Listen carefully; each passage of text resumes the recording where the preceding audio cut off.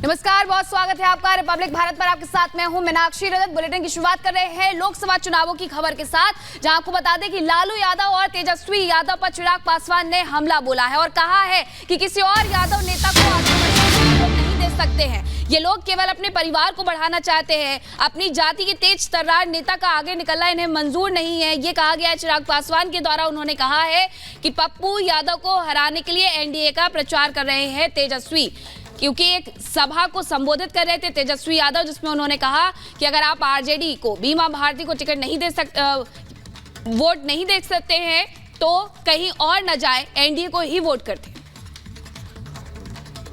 और मैं चाहूँगा कि लोग उनकी कोई और बात माने नहीं माने, ये तो ज़रूर माने कि एनडीए को वोट दे दें, क्योंकि सबको पता है कि महागठबंधन को वोट देने से उनका वोट बर्बाद ही होगा। तो ऐसे में जो कह रहे हैं तेजस्वी जी, वो वोट अपना एनडीए को ही दें, क्योंकि अब महागठबंधन को भी वोट देने से आपका वोट बर्बाद ही होगा। जब प्रत्याशी एनडीए के जीत रहे हैं तो मान लीजिए इनकी बात, एनडीए को सारा वोट दे दीजिए। कि हाँ, थोड़ा बहुत जो वोट लेंगे पप्पू यादव जी ज़रूर ले लेंगे। राजे तो खैर कहीं कंटेस्ट में ही नहीं है वहाँ पे, पर हाँ, आपस में जिस तरीके से महागठबंधन के घटक दलों के बीच में जिस तरीके से दरारें खुल के आई हैं, भाई पहली चरण में कांग्रेस का कोई बड़ा नेता इनके लिए प्रचार में नहीं आया। बस ये एक डेढ़ दल आपस में मिलकर ही प्रचार करते रहे। कोई कांग्रेस का बड़ा नेता नहीं आया, कोई वाम दल का कोई बड़ा नेता नहीं आया। तो ये जनता को भी अब स्पष्ट दिखने लग गया कि महागठबंधन में आपस में ही दरारें हैं। तो उधर पूर्णिया का चुनाव बेहद दिलचस्प अब होता हुआ नजर आ रहा है, क्योंकि जिस तरीके से त्रिकोणीय मुकाबला पप्पू यादव के मैदान में उतरने के बाद शुरू हो गया है, लेकिन दूसरी तरफ जो तेजस्वी यादव हैं वो ये कह रहे हैं कि वोट किसी को भी दे दीजिए, लेकिन पप्पू यादव को हराना है। देखिए, इंडिया को चुनो, और इंडिया को अगर नहीं चुनते हो बीमा भारती को, तो आप एनडीए को चुनो। एक नेता ऐसा कह सकता है, इसको वेरीफाई भी करेंगे, लेकिन असंभव बात है।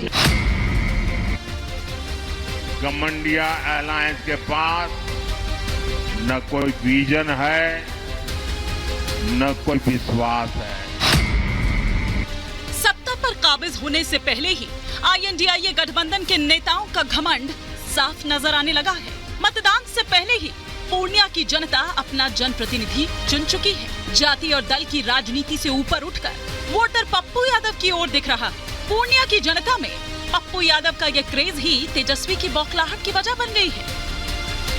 परिवारवाद और घमंड में चूर लालू के लाल ने मंच से ऐसी अपील कर डाली, जिसे सुनकर गठबंधन की एकजुटता पर सवाल खड़े होने लगे। एकजुट रहना है, किसी के धोखे में नहीं आना।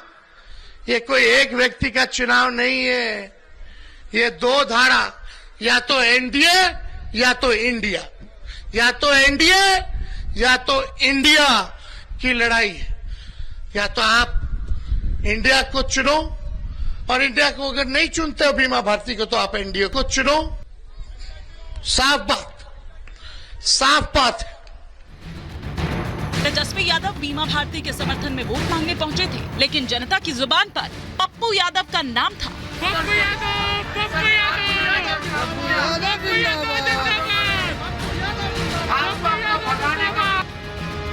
जिसके बाद तेजस्वी का गुस्सा बेतुके बयान के रूप में सामने आ गया। उनके बयान में एक किस्म की झुंझलाहट दिखाई दी। उनका निशाना सीधे तौर पर पप्पू यादव पर था। पूर्णिया सीट पर जनता का मूड तेजस्वी के इस बयान से समझा जा सकता है। वहीं वोटर की पहली पसंद बन चुके पप्पू यादव से रिपब्लिक भारत ने बात की। इस दौरान पप्पू यादव ने लालू परिवार पर जमकर निशाना साधा। हम तो उनके दिल की बात या उनके परिवार की बात, हम तो लालू यादव जी के साथ हमेशा रहे हैं। हम तो बोले तेजस्वी यादव जी आगे बढ़े, हम पूरी कोऑपरेट करने को तैयार हैं। हम तो उनसे इतना भी, विपक्ष से लेकर के जब तेजस्वी जी जन्म नहीं लिए थे तब से हम लालू यादव जी के साथ रहे। लेकिन जब जब हमारी माँ चुनाव लड़ी तब भी ये लड़े, 20,000 वोट लाए। हम जब जब 4 बार चुनाव पूर्णिया से लड़े तब कभी वोट वो लाए 28,000, कभी लाए 43,000। तो पहले भी इन लोगों ने कैंप किया, लालू जी हमारे खिलाफ कैंप किए। पप्पू यादव का ये क्रेज पूर्णिया की जनता में एक दिन में नहीं बना है, बल्कि वर्षों तक जनता के बीच रहकर, उनके लिए काम करके, उनके सुख दुख का साथी बनकर पप्पू यादव ने ये कमाया है। आज क्या कारण है कि मधेपुरा सुपौल जैसी सीट को हम छोड़ के जो गठबंधन दे रहा था, आप बहन सारी बात को जानते हैं। कोरोना में भी मैं नहीं डरा, आप याद कीजिए, बाढ़ में भी हम नहीं डरे, मरना पसंद किए लेकिन इंसान को नहीं छोड़े, आम आदमी को नहीं छोड़े, सबने अपनों को छोड़ा, मैंने सबके अपने को गले लगाया। आरजेडी पप्पू यादव पर बीजेपी की बी टीम होने का आरोप लगाती है, लेकिन पप्पू यादव ने अपने एक सवाल से आईएनडीआईए की एकता और मानसिकता पर सवाल खड़े कर दिए। कोई भी आदमी यदि जैसे ममता दीदी और कांग्रेस लड़ रही है, तो कहाँ राहुल गांधी उन्हें बी टीम कह दिया? श्री राजा की पत्नी राहुल गांधी जी के खिलाफ लड़ रही है तो राहुल जी तो कुछ नहीं कहे। अरविंद केजरीवाल जी पंजाब में अलग अलग लड़ रहे हैं, तो वो तो उनकी व्यक्तिगत और निजी हमले नहीं कर रहे हैं। पप्पू यादव तो किन्हीं के खिलाफ नहीं, मैं तो कहा दोनों बहन के लिए भी मैं जाऊंगा। लगभग इंडिया गठबंधन के लिए हम जाएंगे 26 के बाद। तेजस्वी यादव की बौखलाहट और अनर्गल बयान से पूर्णिया लोकसभा सीट पर जहां पप्पू यादव और मजबूत हो रहे हैं, वहीं अब पार्टी की फजीहत भी हो रही है। तेजस्वी की बहन खुद उनके ऐसे बयान पर असहज दिखाई दी। कुछ गलतफहमी ऐसा एक नेता ऐसा कह सकता है ये, पर नहीं बिल्कुल ही नहीं, मतलब है ही नहीं। आप कह रहे हैं तब सुन रहे हैं हम, आप चेक भी करेंगे, इसको वेरीफाई भी करेंगे, लेकिन असंभव बात है। पप्पू यादव ने अपनी पार्टी का विलय कांग्रेस में ये सोचकर किया था कि मल्लिकार्जुन खड़गे उन्हें पूर्णिया से टिकट देंगे, लेकिन लालू परिवार के दबाव में आकर पप्पू यादव का टिकट काट दिया। इतना ही नहीं, परिवारवादी ताकतों ने पप्पू से पल्ला झाड़ लिया, लेकिन पूर्णिया की जनता ने पप्पू का साथ नहीं छोड़ा। अब देखना यह होगा कि तेजस्वी के इस घमंड का जवाब जनता कैसे देती है। Bureau report, Republic Bharat.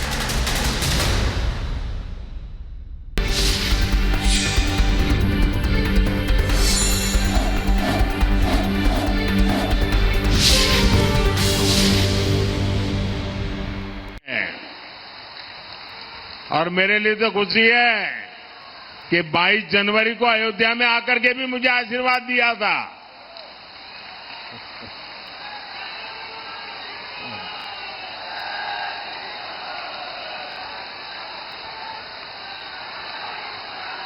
Ramnami समाज अपनी भक्ति, अपने भजन, श्री राम के प्रति अपने समर्पण और प्रकृति प्रेम के लिए जाना जाता है।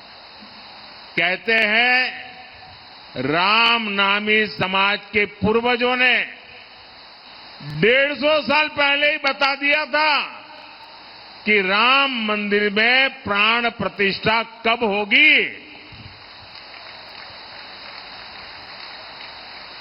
मोदी के जिस मंदिर की प्राण प्रतिष्ठा का सौभाग्य मिला, अयोध्या के जिस मंदिर की उम्मीद कभी देश छोड़ चुका था, सबने मान लिया तब तो मामला खत्म नहीं होगा, उस उम्मीद को पूरा करने का काम भारतीय जनता पार्टी ने किया है। ये कमल वालों ने किया है। कांग्रेस के लोग हम पर तंज करते थे। हर चुनाव में हमें पूछा जाता था मंदिर कब बनेगा। कांग्रेस वाले तो आए दिन गली मोहल्ले में, अरे बताओ मंदिर कब बनेगा, और नारा देते थे मंदिर वहीं बनाएंगे, तारीख नहीं बताएंगे। हमने उन्हें तारीख भी बताई, समय भी बताया, निमंत्रण भी भेजा, लेकिन कांग्रेस के 7वें आसमान के अहंकार ने, वो अपने आप को राम से भी बड़ा मानते हैं, प्रभु राम से भी बड़ा मानते हैं, और उन्होंने प्राण प्रतिष्ठा के कार्यक्रम का निमंत्रण ठुकरा दिया। हमारे ऐसे संतों का वो अपमान है कि नहीं है? माता शबरी का अपमान है कि नहीं है? और ये क्षेत्र तो माता शबरी का स्थान है। छत्तीसगढ़ तो प्रभु श्री राम का ननिहाल है। मैं आपसे पूछता हूं, क्या ये छत्तीसगढ़ का अपमान है कि नहीं है? ये छत्तीसगढ़ का अपमान है कि नहीं है? क्या ये माता शबरी का अपमान है कि नहीं है? साथियों, धर्म के नाम पर देश को बांटने वाली कांग्रेस आजादी के बाद भी पहले दिन से तुष्टीकरण में लगी हुई थी। तुष्टीकरण, वोट बैंक की राजनीति एक कांग्रेस के डीएनए में है। तुष्टीकरण के लिए कांग्रेस को दलितों, पिछड़ों, आदिवासियों का हक भी छीनना पड़े तो वो एक सेकंड नहीं लगाएंगे, जबकि भाजपा सबका साथ, सबका विकास के मंत्र पर चलने वाली पार्टी है। हमारी प्राथमिकता गरीब, युवा, महिला और किसानों का कल्याण है। कांग्रेस ने 60 साल तक देश में गरीबी हटाओ का नारा दिया और अपने नेताओं की तिजोरी भरती रही, लेकिन मोदी ने नारेबाजी नहीं की। मोदी ने आपसे नाता जोड़ा, नारा नहीं दिया। और मोदी ने 10 वर्ष में 25 करोड़ मेरे देशवासियों के जो गरीबी में जिंदगी जीते थे, मुसीबत में जीते थे, जिनके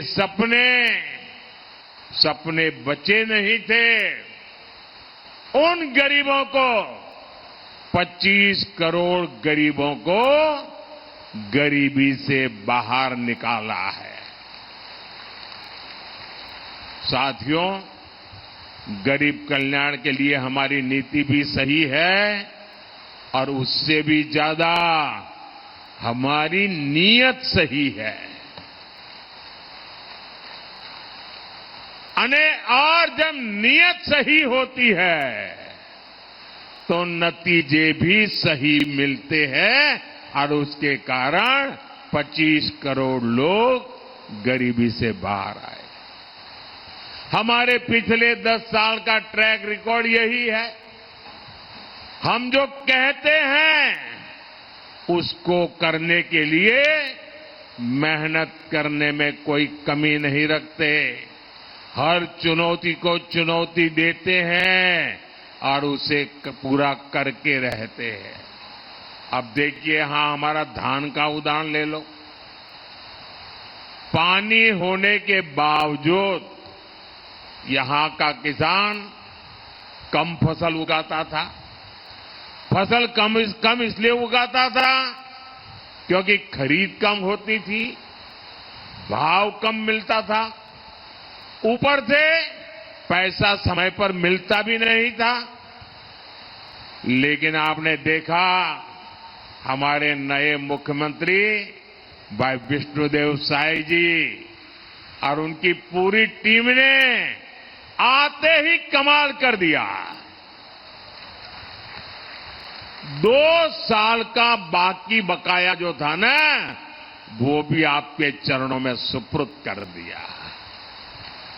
रिकॉर्ड एमएसपी पर प्रति एकड़ रिकॉर्ड खरीदी भी की गई है। 45,000 करोड़ रुपए इतने कम समय में यहां धान के किसानों को मिल चुके हैं। छत्तीसगढ़ में तेंदुपत्ता संग्राहकों को दी गारंटी भी पूरी हुई है।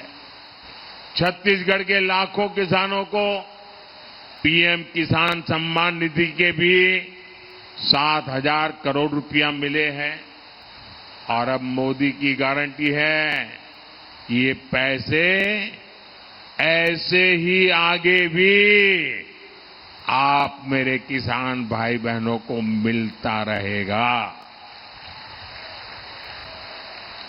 साथियों, भाजपा सरकार खेती में हमारी माताओं बहनों की भागीदारी को भी कई गुना बढ़ाने में जुटी है। ड्रोन जैसी आधुनिक टेक्निक खेती की लागत कम करने वाली है और ये जो ड्रोन क्रांति आने वाली है उसका नेतृत्व हमारी बहनें करेगी, हमारी आदिवासी बहनें करेगी। नमो ड्रोन दीदी योजना से बहनों को पहले ड्रोन पायलट की ट्रेनिंग दी जा रही है। और इस बीच स्मृति ईरानी का कांग्रेस पर बड़ा हमला। आपको बता दें, पीएम को गाली देना कांग्रेस की आदत है। बोटी बोटी की धमकी देने वाले को टिकट दिया है कांग्रेस ने देश को वही अपेक्षा है। बड़ा हमला, लगातार हमलावर है स्मृति ईरानी।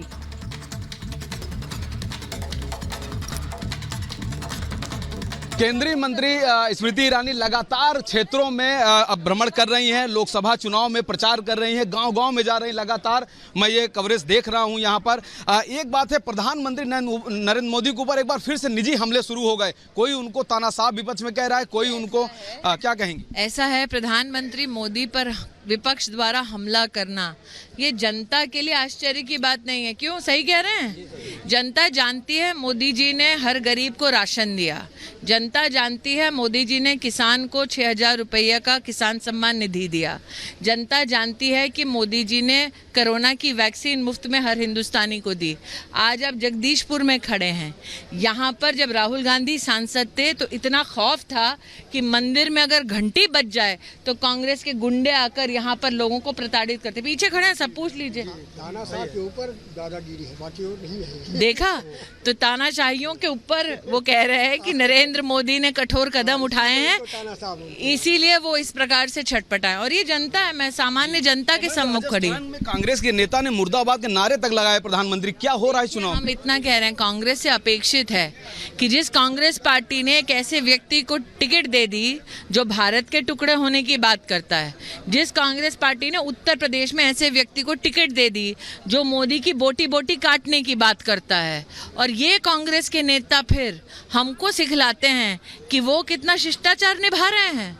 जिसने नरेंद्र मोदी का कत्ल करने का एक ऐलान किया, क्यों गांधी परिवार ने ऐसे व्यक्ति को टिकट दिया है, बताइए। मैम, क्या डर गए हैं विपक्ष के नेता, जो अमेठी में अभी तक विपक्ष के नेता का ऐलान नहीं हो पाया? देखिए, ऐसा है, वो सोचते हैं कि अमेठी की जनता को सडनली प्रकट होकर भ्रमित कर देंगे। यहाँ गांव के लोग खड़े हैं, आप पूछ लीजिए उनसे, वो क्या मुंह लेकर यहाँ पर आएंगे तो हिसाब देना पड़ेगा। 5 सालों में हमने 1,14,000 घर बनाए। अब हमारी अम्मा की तो सरकार नहीं है, लेकिन राहुल जी की अम्मा जी की तो सरकार थी, तब क्यों नहीं यहाँ बना? जगदीशपुर से आप हलियापुर जाने की यहाँ कोशिश कीजिए, आपको मात्र हलियापुर जाने तक, और किसी का वहाँ पर न्योता होता, ब्याह होता, 5 घंटा लगता था।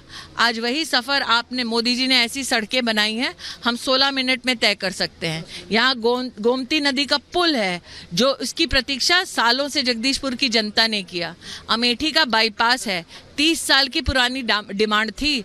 ऐसा नहीं था कि राहुल जी के पास क्षमता नहीं थी, सत्ता नहीं थी, नियत नहीं थी, ये स्पष्ट है। तो जो हम 5 साल कर पाए, वो 15 साल क्यों नहीं किए, आकर उन्हें जवाब देना पड़ेगा। क्योंकि उन्होंने अमेठी से ही रिश्ता जोड़ते हुए सत्ता मांगी थी। रिश्ता जोड़ा, 4 लाख परिवारों को शौचालय तक नहीं दिया, जो मोदी ने 5 साल में बना कर दिया है। तो आएंगे तो उनसे जवाब मांगा जाएगा। तो अमेठी की जनता जवाब मांगेगी राहुल गांधी से। इस बीच अमेठी से अगली खबर है, जहां लोकसभा सीट के मोहब्बतपुर ग्राम प्रधान प्रकाश तिवारी ने रिपब्लिक से कहा कि 15 साल पहले पूजा पाठ और धार्मिक आयोजन में दिक्कत होती थी, कांग्रेस के लोग लाइट काट दिया करते थे। ये बड़ा गंभीर आरोप लगाया गया उनकी तरफ से। लोकसभा अमेठी जगदीशपुर के डोमाडीह मोहब्बतपुर गांव में मैं इस वक्त मौजूद हूं। एक विषय की खास तौर से 2-3 दिनों से खूब चर्चा है कि एक समय वह था जब अमेठी में लोग पूजा करने से कतराते थे। मंदिरों में जो घंटियां थी लोग उसको भी नहीं बजाते थे और खुलेआम चंदन लगाकर भी नहीं निकलते थे, उससे भी कतराते थे। आखिर इस बात में क्या सच्चाई है? इसी ग्राम सभा के हमारे साथ ग्राम प्रधान भी हैं। क्या कहेंगे प्रधान जी, जिस तरह की ये बातें सामने आ रही हैं कि पहले लोग पूजा पाठ करने से भी कतराते थे, क्या कहेंगे? आज के 15 साल पहले ये स्थिति थी कि कहीं राम कथा या रामायण भागवत वगैरह होती तो लोग लाइट काट देते थे, रात में माइक बंद करा देते थे। ये स्थिति थी आज के 15 साल पहले इसी क्षेत्र जगदीशपुर में। जी, कल भी मैं एक ग्राम सभा में गया था, वहाँ एक बुजुर्ग पंडित जी मिले थे जिन्होंने कहा कि काफ़ी संघर्ष करना पड़ता था। लोग मंदिरों में घंटी तक नहीं बजाने देते थे, लोग दूसरी निगाहों से देखते थे और कांग्रेस के कुछ लोग ऐसे थे जो इस पर बोलते भी नहीं थे। वो बोलते नहीं थे, वोट की राजनीति करते थे, इसलिए वो बोलते नहीं थे। चाहे जो करे, खुलेआम उनके अराजकता जो थे खुलेआम चैलेंज करते थे, धर्म काम करने ही नहीं देते थे। क्या कहेंगे, राहुल गांधी अभी तक यहाँ से अपने उम्मीदवारी को पेश नहीं किए हैं। वायनाड से वो खैर चुनाव लड़ रहे हैं, वहाँ पर शायद 26 तारीख को वोटिंग भी है। क्या कहेंगे राहुल गांधी, क्या ऐसा करना चाहिए था, अमेठी छोड़ना चाहिए था? नहीं, अमेठी नहीं छोड़ना चाहिए था उनको,